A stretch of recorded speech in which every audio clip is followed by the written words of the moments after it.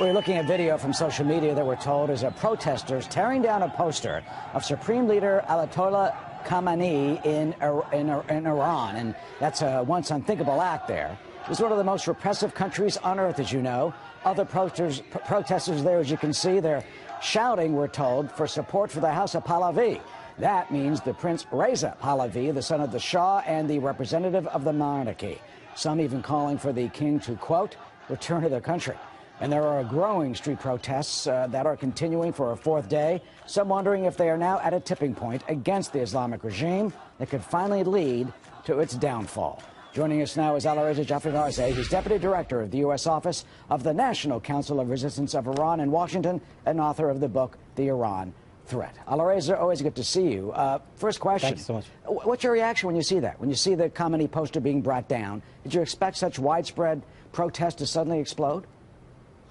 Well, certainly I did expect that because this is not happening overnight. There have been weeks and months of anti-government demonstrations prior to that that was primarily focused on the corruption and the plundering of the wealth. But the tipping point was on Thursday when in Mashhad, large demonstrations started focusing on Khamenei, the supreme leader, and Rouhani, the president, chanting death to Khamenei, death to Rouhani, and then it suddenly expanded to other cities. As we speak, so far, 80 cities have been engulfed in anti-government demonstrations. Just today, 37 cities were involved in the demonstrations against the regime, people chanting death to Khamenei, death to Rouhani, and they were saying we want independence, freedom, and an Iranian republic. That's the kind of government they like to see.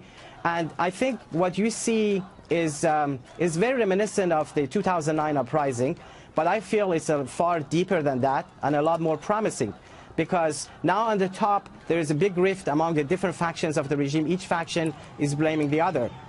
Second, in terms of the population, the discontent is so deep and widespread, and it expanded to other cities much more than it was in 2009.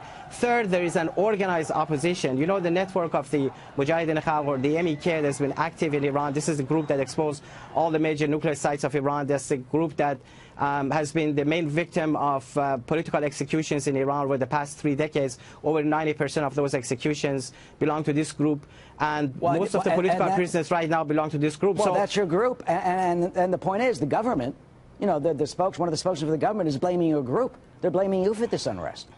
Well, certainly, just this past Friday, 7 Friday prayer leaders in various cities, including Mashhad, where the whole thing sparked from, talked about the MEK, showing the fear of the government, because they know this is the group that has the ability to organize. It has the whole history and background of standing up against the Iranian regime, and it has a very clearly defined leadership and ready to pay the price, because in order to lead the opposition, to lead the movement, you need to be ready to pay the price and be out there day in and day out and be among the population as the network of the MEK is right now. But this wasn't supposed to happen. I mean, you got the Iranian nuclear deal. You know, they got $1 billion or $1.5 billion. I mean, what happened to all that money? It went right into the IRGC, it went right into the Iranian military, not to the people.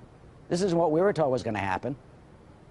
Well, Eric, I think whatever that sounded to be benefiting the Iranian regime over the past few years is now coming back to haunt them.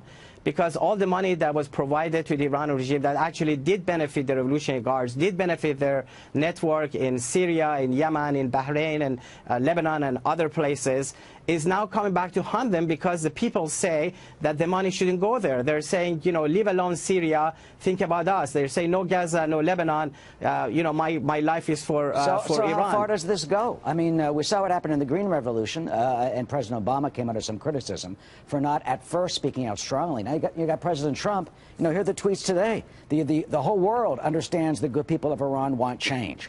Other than the vast military power of the United States, that Iran's people are what their leaders fear most. The USA is watching very closely for human rights violations. You've got the president very strongly coming out in support of these demonstrators. And Eric, I think that's very significant, because you remember in 2009 when people expected the President of the United States to stand with them when he didn't, and he was just waiting for the movement to crush so that they can go back to negotiations. People showed their sentiments in the streets by saying, Obama, Obama, are you with them, with the regime, or with us? So showing that they really want to see support of not just the President of the United States, but all of the free world. And it's so important that President Trump has taken the stance over the past 4 days, every day making a statement very clearly showing his support on the side of the Iranian people. And I think there's a lot more. Will that make a difference? Finally? It certainly makes a huge difference because it shows a lot of encouragement, creates encouragement among the population, creates fear among the ranks of the Iranian regime, which is very, very divided right now. It creates fear among the ranks of the Revolutionary Guards.